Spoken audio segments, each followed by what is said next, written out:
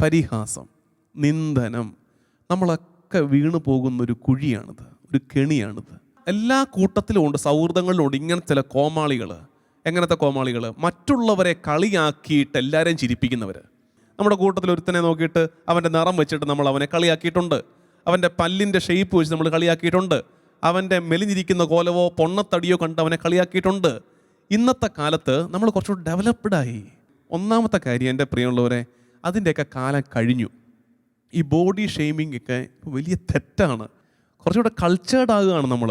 നിങ്ങൾക്ക് ആരെങ്കിലും ചിരിപ്പിക്കണമെങ്കിൽ self goal അടിച്ചിട്ട് ചിരിപ്പിക്കുക. അതിനൊരു മാന്യതയുണ്ട്. നമ്മളെ തന്നെ അങ്ങ് പരിഹാസ വിഷയമാക്കിയേക്ക്.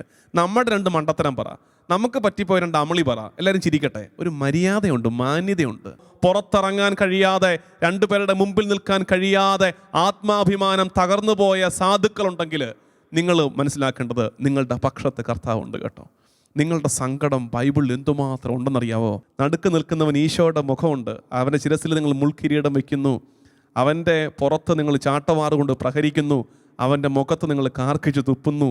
നമ്മൾ അറിയുന്നില്ല അവൻ ആരാണെന്നുള്ളത്. അതായത് കുറേ കഴിയുമ്പോൾ നമ്മൾ പരിഹസിച്ചവർ നമ്മുടെ കൺമുമ്പിൽ വളരും നമ്മൾ കാണും. നമ്മൾ പരിഹസിച്ചവർ നമ്മുടെ കൺമുമ്പിൽ വളരുന്ന കാഴ്ച നമ്മൾ കാണും. ദൈവം അത് നമ്മളെ കാണിക്കും. അന്ന് എന്ത് പറ്റുമെന്നറിയാമോ? അന്ന് നമ്മൾ പരിഹാസ്യരാകും.